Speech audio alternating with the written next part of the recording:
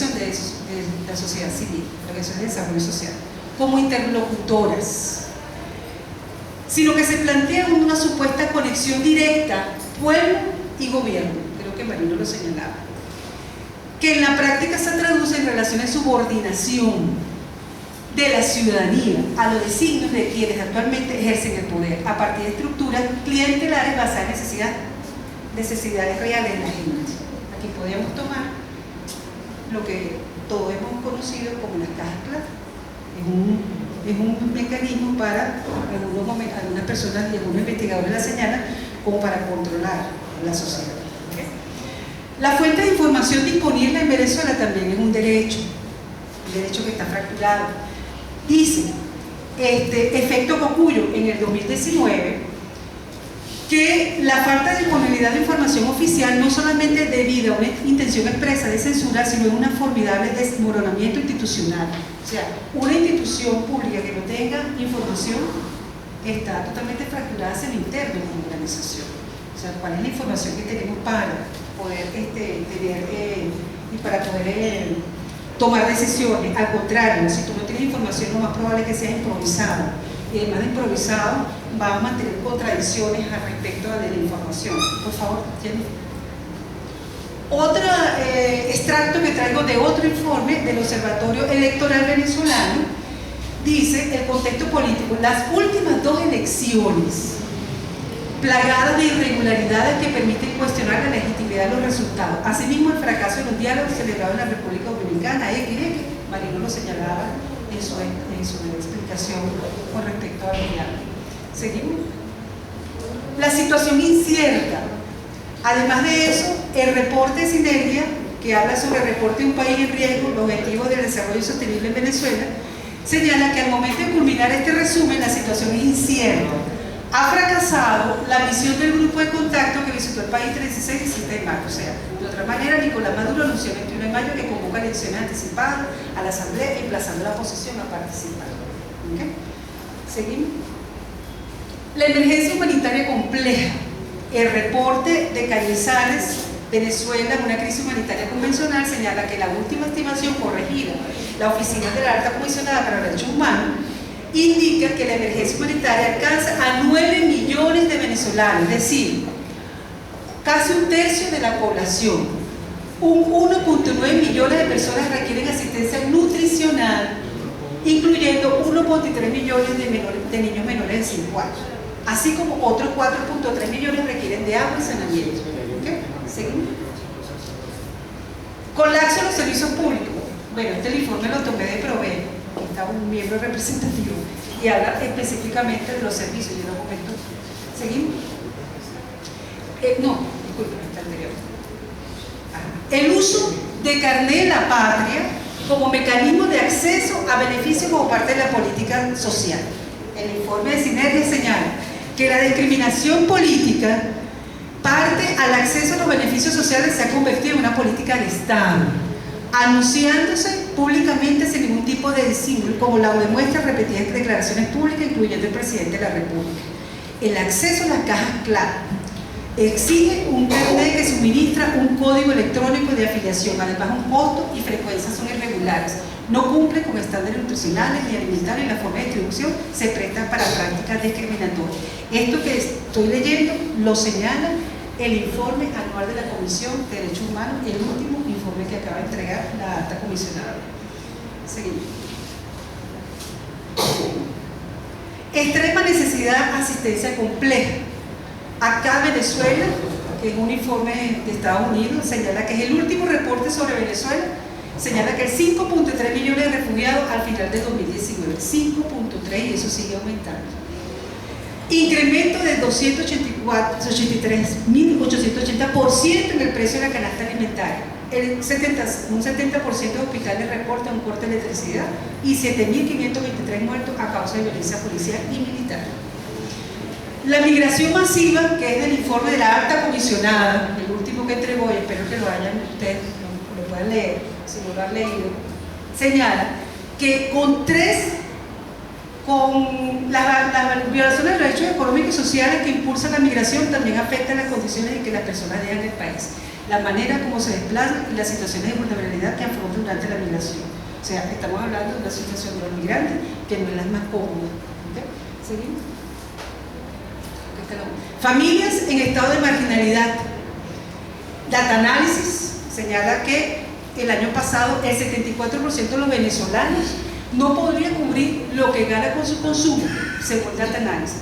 De ese total, el 60% dependía de los subsidios que integra el Estado, como los CLA y los bonos que asigna mediante el carnet de la patria, debido a que se le hace imposible vivir solo de su salario. Y el 14% de la población estaba desprotegida y vivía en situación marginal. Comía lo que se consigue en la basura y recibía apoyo de la iglesia y de organizaciones no gubernamentales. ¿Seguimos? Hogares pobres. Aquí varios informes. En COVID señala para el 2018 que el estudio reveló que el 94%, oigan bien, el 94% de la población venezolana carece de ingresos suficientes para cubrir el costo de vida. 98% de la población.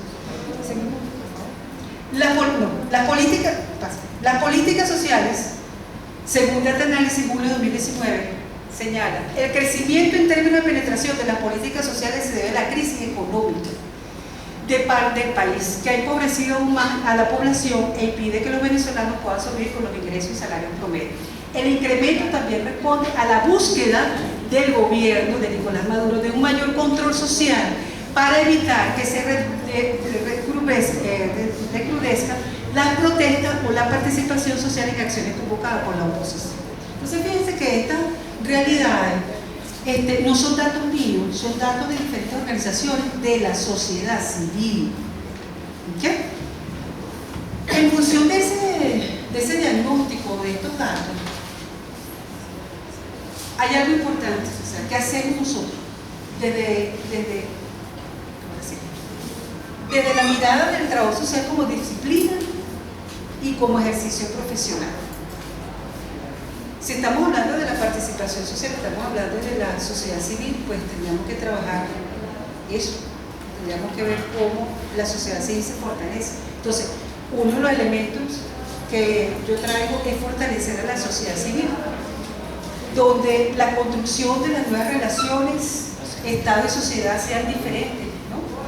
Donde el interlocutor social, que es la sociedad, tenga una cultura organizacional, o sea, que de otra manera se organice pero además de eso tenga cultura de ciudadanía y sumado a ello que esa ciudadanía pueda entender lo que significan los derechos sociales, que vivamos una cultura de derechos sociales, no solamente los derechos sociales como vistos desde afuera, sino que nosotros también nos proponemos dentro de nuestro proceso de promoción y fortalecimiento de la sociedad civil. Por favor. En función de eso, pasan todas para En función de eso, la sociedad civil tiene que fortalecerse desde el punto de vista de la democratización de la información. La información no puede estar ubicada descentralizada en un solo ente o no estar. La sociedad civil, explicó, las organizaciones deben manejar datos y construir datos a pesar de que no manejemos información del sector público. Premisa de la sociedad, mantener un debate público en la sociedad en diferentes espacios. Este es un espacio de debate público. Incentivar la capacidad de la sociedad y de la gente, ser propositivo, crear propuestas para poder debatir. Y la autonomía social, cada grupo y cada espacio debe ser autónomo para debatir y tener libertad de expresión ante eso, no está totalmente relacionada a un partido político, aunque los partidos políticos son necesarios entre la sociedad, pero estamos hablando del fortalecimiento de la sociedad civil que debe generar autonomía. Además de ello, ¿sí?, fortalecimiento de las organizaciones sociales, tratar de que es necesario que la participación de las organizaciones sociales que ya conocemos sean elevadas a la planeación sectorial, a lo municipal, a lo regional, validado algunos proyectos específicos. ¿Me explico? Las organizaciones de la sociedad civil no solamente quedarse en el debate, sino ser propositivas y crear propuestas para poder llevar y poder discutir, para proponer ese posible país que estamos reconstruyendo. Una organización permanente. Yo les decía anteriormente que la participación social no es una sola vez, son varias veces, son muchas veces que tenemos que estar en ese proceso. y una permanente institucionalización. Hay que tratar de que las organizaciones públicas que tenemos ahorita mantengan la institucionalización, mantener un sector que nos responda para nuestros servicios, pero también nos proteja nuestros derechos. Eso de una manera nos expresa desde lo que significa la disciplina, pero lo práctico. Bien, nosotros estamos adecuados ahorita en este momento en que hay muchísima fragmentación en la sociedad. Ayer me llegó un informe que tiene que ver con el Instituto de Estudios Políticos de la UCAD, que señalaba, hicieron una encuesta, un estudio cualitativo, y señalaba que de nuestra sociedad el 25%, 25.6% siguen siendo pro gobierno. Oigan bien, 25.6% sigue siendo pro gobierno. Es una encuesta de ayer, o mejor dicho, salió ayer. Y de ese 25.6%, la clase E y la clase D es la que está en ese 26.6%. Nosotros como trabajo social sabemos lo que significa la estratificación, ¿verdad? Sabemos lo que significa la clase E y la clase D. Son los sectores que tienen menos posibilidad económica y menos posibilidad de posición política. Y menos de lo que yo señalaba anteriormente, la posibilidad de ser propositivo. Nosotros como trabajadores sociales estamos conscientes de ello. Entonces, ese sector, Marino lo decía, no podemos excluirlo, hay que incorporarlo, pero nosotros tenemos la cualidad de que sabemos estratificar también a ese sector y cómo podemos atenderlo. ¿Okay? Bueno, eso permite la construcción de redes sociales. Otra de las cosas es que nosotros como trabajadores sociales, cualificar la actitud y la propuesta de la sociedad civil desde el punto de vista del mecanismo de participación. ¿Con qué lo podemos hacer? Con la sistematización de las experiencias. Nosotros lo podemos hacer en el servicio comunitario, en prácticas profesionales, en los trabajos de investigación, en nuestras asignaturas. Podemos sistematizar las experiencias y esto permite que sea una fuente de investigación para la comunidad y la academia y los espacios donde nosotros estamos. Otra adecuación social es que los sujetos sociales ensanchan sus derechos siempre y cuando aumente la posibilidad de acceso a ellos. Entonces, ¿cómo se hace eso? Con el fortalecimiento de las capacidades comunitarias y el fortalecimiento de la sociedad civil. Otra adecuación, no basta con abrir instancias públicas y reconocer un número de sujetos participando. Es necesario dinamizar la participación, democratizar la sociedad, tratar de que la sociedad sea más, los derechos sean accesibles y nosotros podamos cumplir con esos procesos. Y además de eso, el Estado nos proteja, como dice la Constitución. La protección social del Estado tiene que ir allí, no la intervención del Estado en la sociedad civil. ¿Seguimos? Bien, los grupos vulnerables van creciendo por su condición de desasistido, población indígena, mujeres, tercera edad, inmigrantes, familias huérfanas, también tenemos, y fraccionadas. Entonces, ¿cuál es nuestro proceso de intervención? Bueno, análisis de contexto para propuestas claras y transparentes. Nosotros podemos hablar de una clase que es pro gobierno, pero no sabemos, si no la cualificamos, no podemos intervenirla o no podemos trabajar con ella. Cumplir las metas del milenio y de los objetivos de desarrollo sostenible en la emergencia humanitaria compleja. Yo creo que eso permite, si estamos claros en lo que eso significa y si eso tiene una incidencia en nuestra sociedad, podemos nosotros mantener una participación incluyente. ¿Okay? Construir datos como referencia de los micro hacia los macro, desde las organizaciones sociales, desde las comunidades, desde los grupos de casos, desde la familia. Eso nos permite a nosotros tener indicadores sociales para seguir proyectando y diseñando. Oportunidad de convertirse en ciudadanos con pensamiento crítico, conocimiento de valores, que eso se hace como formación ciudadana y desde el punto de vista de la cultura de los derechos humanos. O sea, no puedo tratar de impulsar un sujeto crítico si no conoce sus derechos y no está claro lo que significa ser ciudadano y el pleno ejercicio de su ciudadanía. Y mantener activos los espacios para la participación y lograr incidencia desde ellos. Pues los mecanismos de participación los conocemos, vamos a ponerlo en práctica. Eso significa que voy a formar parte de ese problema, voy a tener parte de ese problema y además de eso voy a tomar parte y decisión de ese problema. o de esa necesidad. Y no solamente verlo como un profesional que va a intervenir, sino que yo formo parte de esa sociedad. Y de ahí yo me tengo que reconstruir y reconstruir la sociedad. La convivencia ciudadana no es una palabra sola, o son dos palabras que se juntan. Es que la convivencia ciudadana tiene que ver desde el punto de vista de todos los elementos que yo voy a señalar. Tenemos las capacidades, tenemos las oportunidades, y termino con esto. Hay que reconstruir el país, pero con todos los que formamos parte de esta sociedad. Muchas gracias.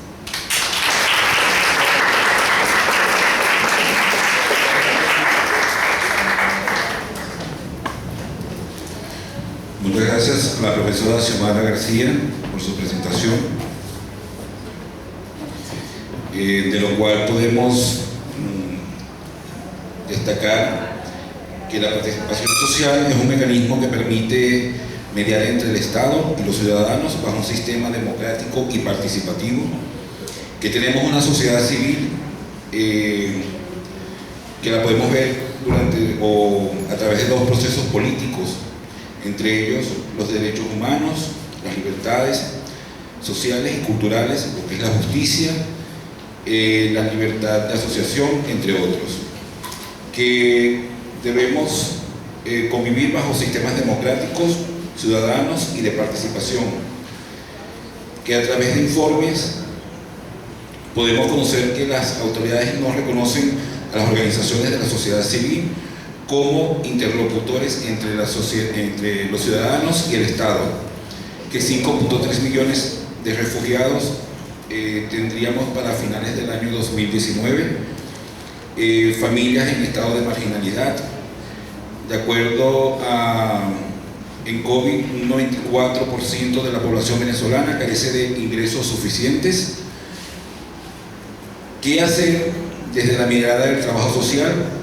Bueno, fortalecer a la sociedad civil, generar una cultura organizacional y de ciudadanía, sistematizar las experiencias desde lo que es el servicio comunitario, las prácticas profesionales, trabajo de grado y pasantías, que hay grupos vulnerables en aumento, población que debemos atender, no solo con la intervención, sino generando, digamos, datos que nos puedan llevar a la generación de programas, construir estos datos desde lo micro a lo macro y mantener espacios activos de la participación. Profesora Xiomara, muchas gracias. Siguiendo el orden de la agenda, a continuación tenemos la presentación del profesor José Ibarra, denominada El Derecho a la Salud en Venezuela. El profesor Ibarra es docente e investigador, magíster en gestión de investigación y desarrollo, cursante del doctorado en salud pública acá en la Universidad Central de Venezuela. Además, es jefe de servicio comunitario de la Escuela de Trabajo Social, autor de numerosas ponencias y artículos. Profesor Ibarra, bienvenido.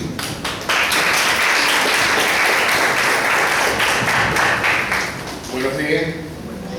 Celebro esta jornada del día de hoy, que estemos hablando de los derechos humanos y cómo en Venezuela se violentan.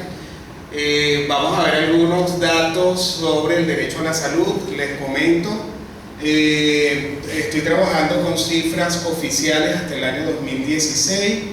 2017-2019 se están trabajando con algo que se llaman informes grises, que son unos informes que presentan algunas asociaciones, organizaciones no gubernamentales a organizaciones o a organismos internacionales, donde pues hay cierto dato que está siendo público, y a partir de ahí comenzamos a trabajar. Vamos a ver cómo en algunos casos, tengo estadísticas del año 2010 hasta el año 2019, pasamos de una epidemia a una endemia como país en el caso de la malaria.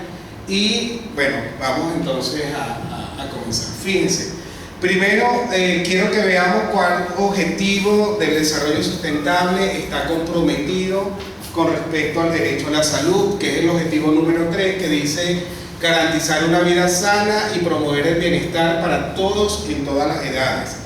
Esto tiene que ver con el objetivo de desarrollo del milenio de la Agenda 2030, que no está siendo cumplido por Venezuela en este momento, y donde comenzamos a ver desde los servicios de salud mi orientación hacia este objetivo. Además de eso, la salud debe ser vista de manera integral y, de acuerdo a la Organización Mundial de la Salud, se debe considerar sus múltiples dimensiones y las relaciones que existen entre ellas. Vamos a ver cuáles son las dimensiones. Fíjense, primero tenemos salud. Salud es el más alto nivel posible de condiciones personales y sociales para realizar potencialidades humanas. Esto está basado en Manfred Machniff con el desarrollo humano. Fíjense cuáles son los tres componentes que necesitamos para garantizarle salud a la población. El primer componente es la vida, estar vivo.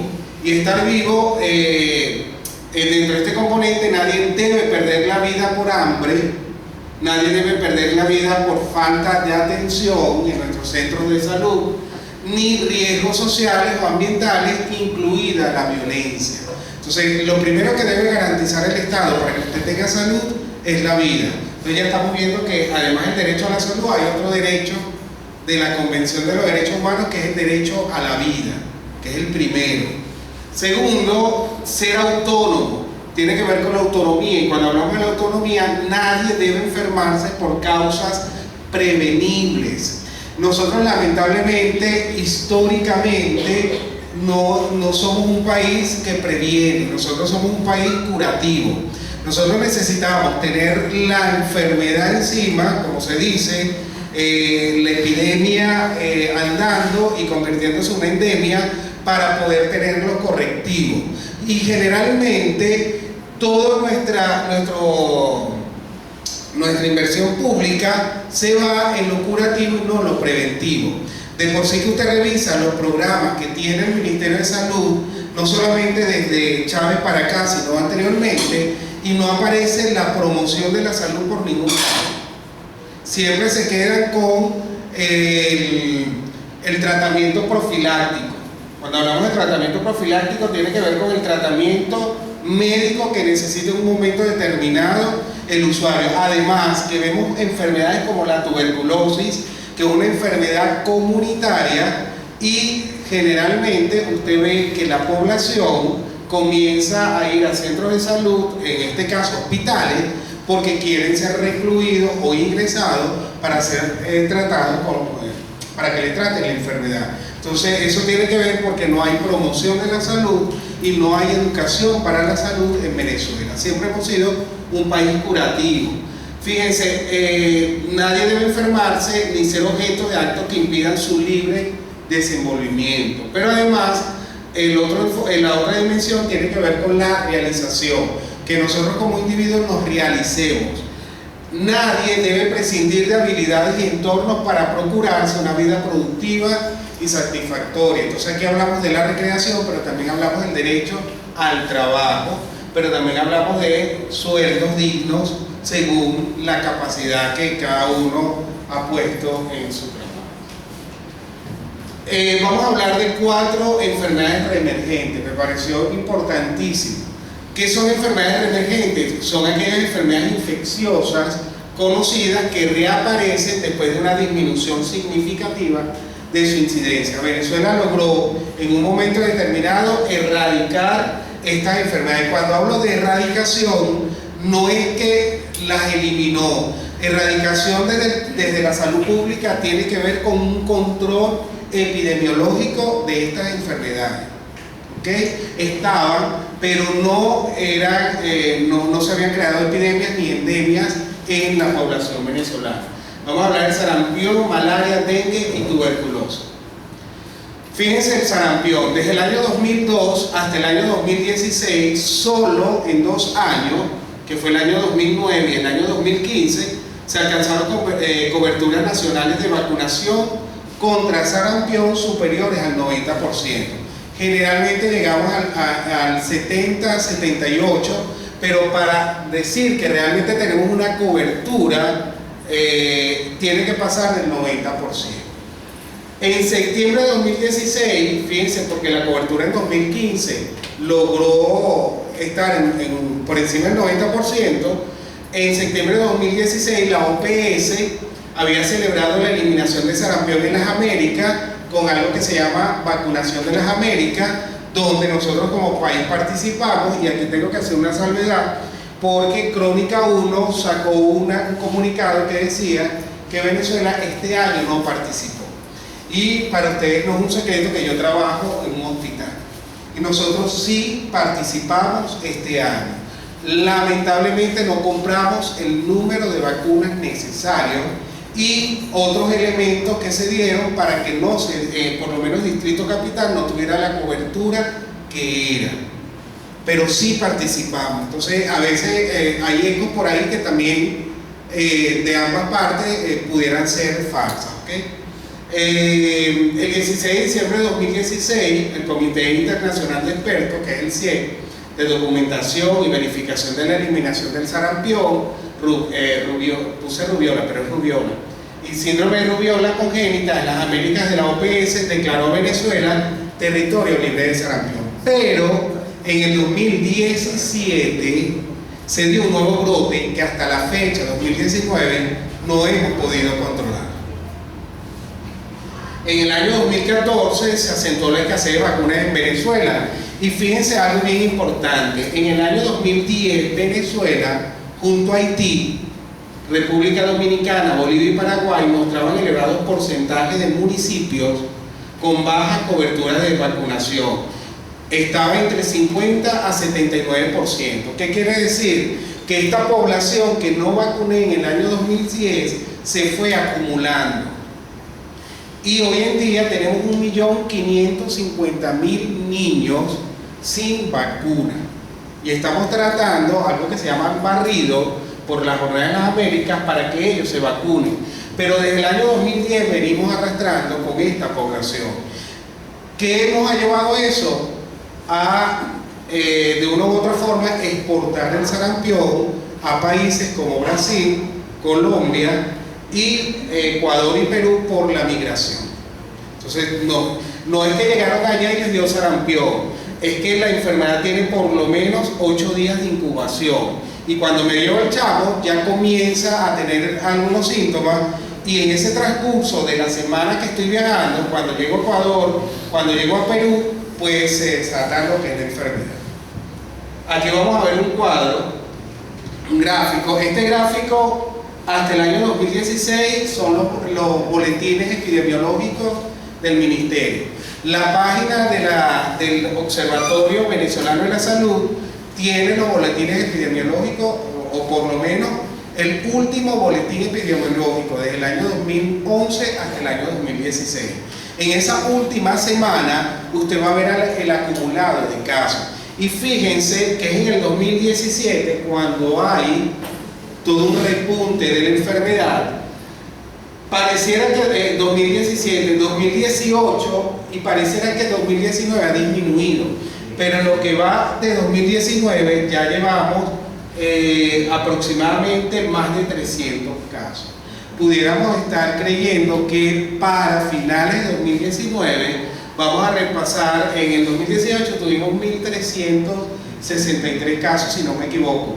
Pudiéramos estar llegando para finales de año a más de 1.300 casos. ¿Por qué? Porque no se está dando el control que necesitamos como país. Entonces, ¿qué derecho estamos violentando ahí?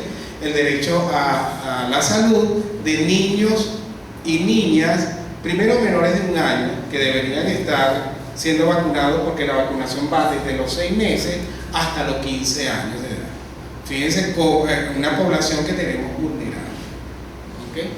Luego tenemos la malaria. La malaria ya pasó a ser una enfermedad endémica, que generalmente el vector está en los estados Bolívar, en el estado del Tamacuro y en el estado Amazonas por las condiciones climáticas. El anófeles vive en esa zona húmeda. Sin embargo, por la migración y los viajes que hacemos desde distintas ciudades hacia esta zona, ya nos hemos traído también la enfermedad, la malaria o el paludismo a otras ciudades como Caracas. Malaria y paludismo es lo mismo, ¿vieron? No son enfermedades diferentes. Entonces fíjense, tenemos casos incluso de muerte en el Hospital Pérez Carreño, en el Clínico, en la Algodonal, de personas que venían del estado Bolívar esto tiene que ver también con la explotación de las minas, y no sabían que tenían malaria. Y cuando llegan aquí, pues ya comienza la enfermedad a tener su acción en la persona, y cuando ya llega al centro de salud, pues es demasiado tarde en algunos casos. Con el caso de la malaria, los médicos, incluso los que ya tienen años de graduado, tuvieron que comenzar a buscar el manual de enfermedades porque no estaban reconociendo la enfermedad. Porque Venezuela fue el primer país en la región latinoamericana en erradicar esta enfermedad. Entonces, fíjense, para el 2017, la semana 42, que fue con la cifra que yo trabajé, habían 319.765 casos acumulados. Para el año 2018, semana 44, Venezuela acumula más de la mitad de los casos de malaria en América Latina, sumando 492.000 casos. Para el año 2019 se reporta más de 1 millón de casos acumulados. ¿Cuáles son las causas? Malas condiciones sanitarias, pero además falta de control del mosquito, porque no hemos logrado controlar el mosquito, el anófeles por el caso de la malaria y el Aedes aegypti por el caso del dengue, chikungunya y zika. Nota, Venezuela fue el primer país, se lo decía anteriormente, certificado por la OMS por haber erradicado la malaria. Sin embargo, hoy, 2019, volvimos 40 a 60 años atrás. Con respecto a la malaria, pues aquí fíjense cómo a partir de 2014 comenzó a subir la curva o la línea y no ha descendido. Ya estos son casos endémicos. Todavía hasta el 2014, 2015 estábamos hablando de epidemias porque se concentraban en estos 3 estados. Pero luego que comenzamos a tener casos de malaria en Caracas, y no porque el zancudo, porque Caracas no tiene las condiciones climáticas para que el zancudo sobreviva acá, sino porque lo que les explicaba anteriormente, viajamos al estado Bolívar, al estado Amazonas o al estado del Tamacuro, y nos traíamos de una u otra forma, nos picaba el zancudo y nos traíamos la malaria como tal. Algo también importante, aquí hay unos casos autóctonos que siempre son más del 90%, pero también ha habido una relación simbiótica con las fronteras, Colombia, Guyana y Brasil. También desde estos países hemos traído casos de malaria. ¿Eso qué quiere decir? Que nuestra frontera no tienen un control epidemiológico. Inclusive cuando usted está en el aeropuerto, usted se da cuenta que no hay control epidemiológico. Cuando hablan con el aeropuerto nacional o el internacional, a usted ya ni siquiera le piden la tarjeta amarilla de la fiebre amarilla. El dengue. Bueno, la situación del dengue en Venezuela es grave, muy grave. Esto lo decía el doctor Oleta. Él fue ministro de salud en el gobierno de Caldera. Incluso si se compara con el resto del continente y se considera que la enfermedad ha repuntado en toda América Latina. Casos de dengue en Venezuela aumentaron más de 1900% en los primeros 4 meses de 2019. Estamos hablando enero, abril. Causan malas condiciones sanitarias, falta de control, pero fíjense, con estas 2 enfermedades también tenemos un problema. No estamos promocionando la salud. No tenemos una educación para la salud, porque estas 2 enfermedades yo pudiera muy bien trabajarla, o por lo menos el dengue pudiera muy bien trabajarlo en Caracas, eliminando potenciales criaderos, y a eso le llamamos eliminación o disminución del índice aérico. Porque generalmente tú enseñas a la población a que no bote un vaso de helado a la calle, un papelito, una bolsita de chuchería, porque el día que llueva eso se va a rebosar de agua y ahí ya queda embosada el agua y el zancudo comienza de una u otra manera a proliferar. Hay un mito, y yo lo he escuchado mucho, incluso en mi casa lo escucho mucho de mi mamá, que el zancudo también vive en aguas negras. No, el zancudo vive en aguas blancas, aguas limpias. Y si usted tiene mucho monte, pues desmalece el monte que tenga en su casa, porque también es un potencial criadero de zancudo. ¿Okay? Al final se lo pregunto. Aquí tenemos el dengue nuevamente. Fíjense cómo entre 2018 y 2019 esa línea o esa curva comenzó a subir y no ha bajado. Incluso nosotros teníamos equipos de fumigación. Ojo, la fumigación no es efectiva, pero sí nos ayuda. La fumigación tiene efecto durante 7 días. Luego de ahí ya no tiene más efecto. Pero hoy ni siquiera tenemos equipos de fumigación, porque no hay transporte, porque no se puede comprar el químico, ¿ok? Luego tenemos tuberculosis. Y tuberculosis, bueno, de repente me detengo un poquito más porque es mi investigación doctoral. Los casos aumentaron en 67,99% entre 2014 y 2017. Fíjense, aquí hay algo particular. Los más afectados han sido los presos con 15,7% y los pueblos indígenas. En el hospital nos llegan niños con tuberculosis multiresistente. La tuberculosis tiene tres etapas. Tiene casos nuevos, lo que llamamos incidencia. La incidencia es todo caso nuevo. El caso nuevo tiene un tratamiento para 6 meses. Una primera fase que dura 2 meses y una segunda fase que dura 4 meses. Resulta que a finales del año 2018, principios del año 2019, no teníamos tratamiento para la primera fase. Ustedes, generalmente los trabajadores sociales hospitalarios acompañamos a nuestros usuarios por toda Venezuela, por las redes sociales, buscando el tratamiento, porque de ahí pudiera pasar a un segundo nivel, que es el paciente multiresistente. El multiresistente puede ser aquel que ha tenido adherencia al tratamiento o que definitivamente no consiguió el tratamiento, no lo tomó y ya no hay cómo, y el día que consigue el tratamiento la enfermedad está tan avanzada que ya no hace efecto.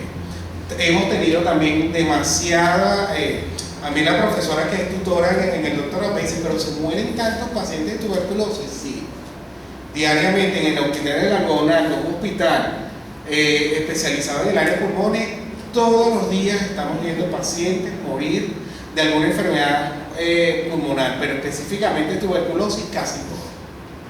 Entonces usted se podrá imaginar. Y tenemos el ultra resistente, que es aquel que ya el tratamiento profiláctico no le hace ningún efecto, se hace oxígeno dependiente y en un momento determinado, cuando ya el oxígeno deja de funcionar, pues fallece. En el mes de marzo tuvimos muchos casos que fallecieron porque con el gran apagón que hubo en Venezuela no tenían cómo conectar su concentrador con oxígeno, porque ya el paciente pierde, porque la tuberculosis ha destruido ambos pulmones. Aun cuando no se tienen cifras de los 9 meses que van de 2018, eso fue para el año 2018, no hay cifras 2018-2019 y nos ha costado conseguirlas además.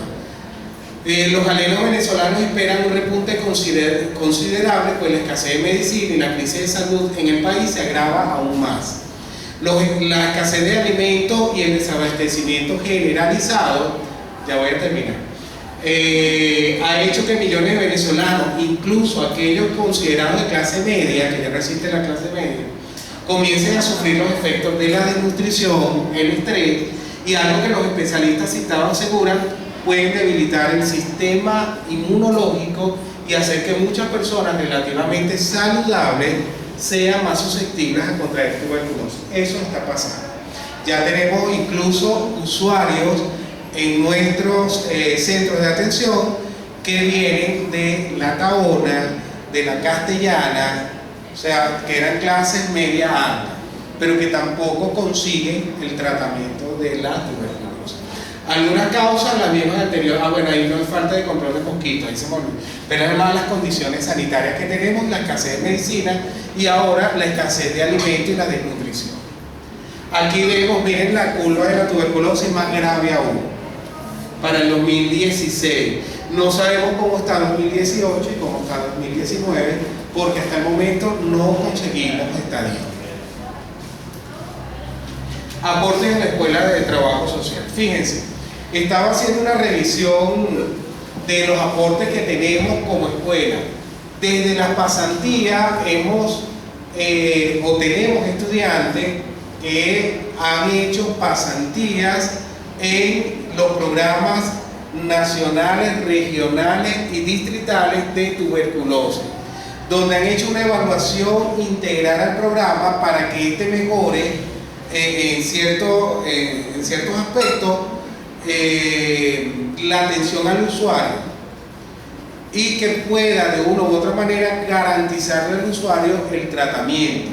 Hemos además contado con estudiantes que han realizado trabajos de investigación con respecto a estas enfermedades, y desde el servicio comunitario también tenemos varios centros, tenemos servicio comunitario en varios centros hospitalarios. Generalmente lo que estamos tratando con estos estudiantes desde la pasantía, la tesis o el servicio comunitario es que no se queden simple y llanamente en el asistencialismo. ¿Qué es el asistencialismo? Brindo la atención al usuario porque necesita el tratamiento profiláctico, sino que vaya un poco más allá. Y el ir un poco más allá es que se comience a enseñar a la comunidad y a las escuelas cercanas a estos centros de salud la promoción de la salud, la educación de la salud, y que pueda de una u otra manera facilitarle a las comunidades herramientas para que ésta pueda identificar estas enfermedades y de una u otra manera poder hacer conexiones con estos centros de salud. ¿Por qué hacemos esto? Porque generalmente los usuarios entienden que deben ir a un hospital y violentan el nivel primario de atención que lo tienen ahí a la mano. Algo que también ha afectado el incremento de estas enfermedades es que hemos tenido sistemas paralelos de salud, en este caso barrio adentro. ¿Qué hacemos con los estudiantes en este caso? Bueno, que haya un acercamiento al sistema con barrio adentro y puedan lograr de una u otra manera el acercamiento y el trabajo entre la institución tradicional de salud y este sistema de barrio adentro para mayor efectividad hacia la población. Muchas gracias.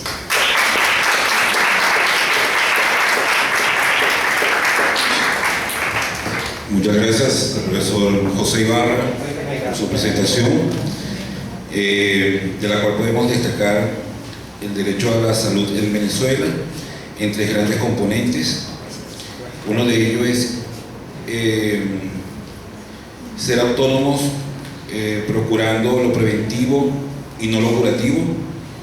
Destacamos también que no hay promoción de la salud en Venezuela, la realización de una vida productiva. Al mismo tiempo, 4 grandes enfermedades como son el sarampión, la malaria, el dengue y la tuberculosis, que habían sido erradicadas en Venezuela, y ha habido un repunte en los últimos años de acuerdo a las cifras que el profesor Ibarra mencionaba, entre otras la baja cobertura, entre un 60 y 60% para el sarampión, los vectores transmisores de la malaria en los estados Bolívar y Amazonas han representado un alza en cuanto a las enfermedades, sobre todo por la migración de venezolanos a estas zonas. En cuanto a la tuberculosis, un 67,99% ha aumentado en cuanto a la misma en las fechas ya mencionadas, y que ha afectado sobre todo a sectores de la población como son los presos y los pueblos indígenas en un alto nivel. Finalmente, destacaba el profesor Ibarra en cuanto a aportes de la Escuela de Trabajo Social, que debemos procurar la evaluación integral, o se ha venido trabajando en la evaluación integral de los programas nacionales, estadales y distritales en varios centros hospitalarios del país, y se recomienda no quedarse en el asistencialismo, sino avanzar hacia la educación y la promoción de la salud en Venezuela. Como puntos de información, para continuar con la agenda, quería hacer mención Al cierre de las actividades de trabajo social 1 en la escuela, la cual se llevará a cabo el día el 23 de julio en los espacios abiertos de la escuela, y el día de mañana se realizará otra actividad denominada la fotografía como documento social. Eso será a las 10 de la mañana en la sala de informática. Invitamos a nuestros estudiantes a participar de dicha actividad. Seguimos en nuestra agenda. Quiero también informarles que estamos pasando unas hojitas que podemos utilizar para las preguntas, las cuales serán leídas al final de la jornada. Seguidamente tenemos la presentación de la profesora Karelén Díaz, denominada El Derecho a la Alimentación. La profesora Karelén es docente e investigadora de la Escuela de Trabajo Social, tesista de la especialización en responsabilidad social empresarial, y actualmente imparte la asignatura de prácticas profesionales en el Centro de Nutrición de Atención Integral Antímano, mejor conocido como CANIA. Profesora Karelén, bienvenida.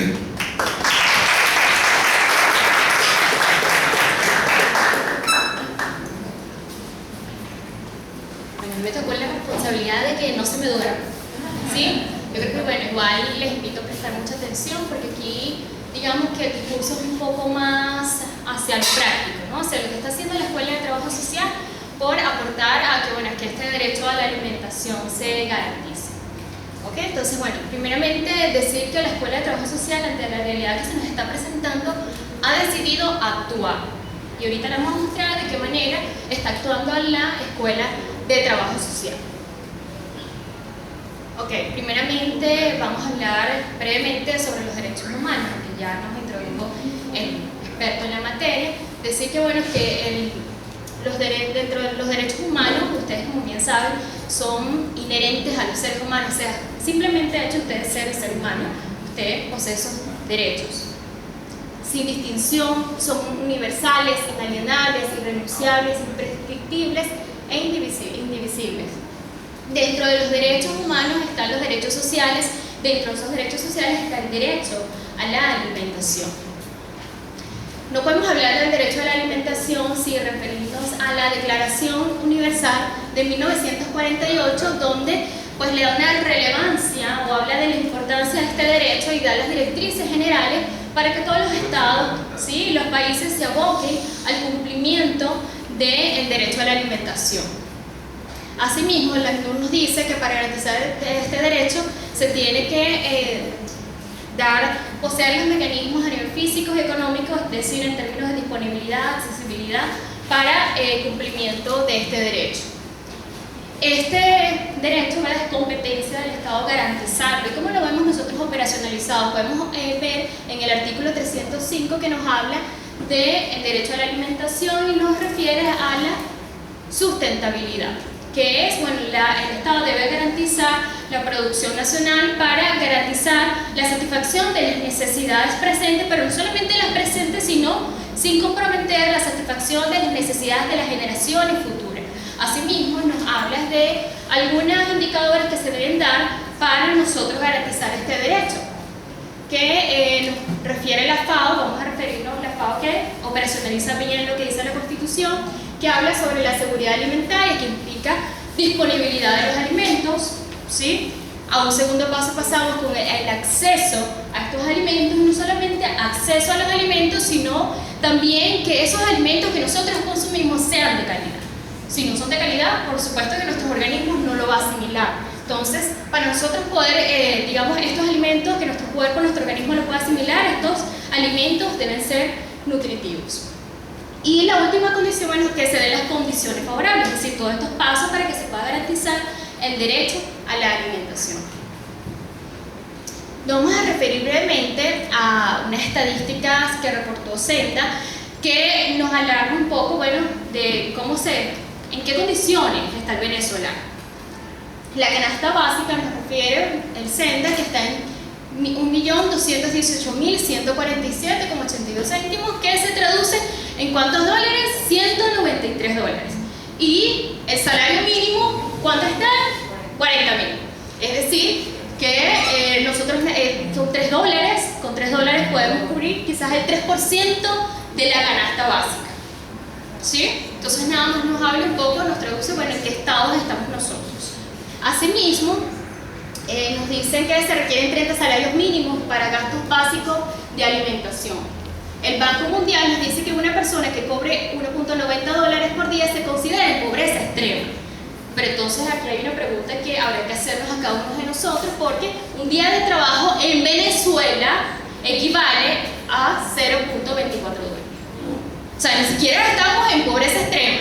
Habrá que ver en qué categoría estamos nosotros. ¿Sí? Bueno, también nos refiere la misma fuente que nosotros somos el 8º país con mayor reserva de gas a nivel mundial, pero PDVSA solo produce el 12% del gas necesario, y de allí, bueno, todas las estadísticas que se están viendo de protesta, porque si usted empieza a entrevistar, que fue una de las cosas que hicimos, que era gas directo o por bombona, y la mayoría, más del 90%, es por bombona. Entonces nos dice lo que obliga a cocinar a leña, a hacer largas colas para suministro de gas y genera sobreprecio y racionamiento en la compra y recarga. Y además también nos muestra otro de los indicadores que nos dice que el 70% del transporte público se encuentra paralizado. ¿Sí? Eso es para que vayan viendo, bueno, en qué contexto estamos y qué es lo que estamos nosotros encontrando en una comunidad en particular. Y aquí vamos a tratar de analizar algunos datos de interés. ¿Ok? Y la universidad no escapa de esta realidad. Si ustedes revisan el último reporte del Observatorio de Universidades, nos dice que más del 40% de los estudiantes, sí, uno de nosotros, ¿verdad? De los que están aquí presentes, porque bueno, el posgrado también, así que nos metemos en ese combo. Más del 40% de los estudiantes están comiendo peor que el año pasado. Entonces hay también una reflexión, ver qué condiciones, y esto no es un dato aislado, sino que nos toca esta realidad a cada uno de los que estamos aquí presentes. Ok, nosotros realizamos un estudio, eran 1.141 familias el año pasado en la comunidad de Antímano. De estos 1.141 familias seleccionamos una muestra de 147 y le hicimos, bueno, unas encuestas que nos permitieron, pues,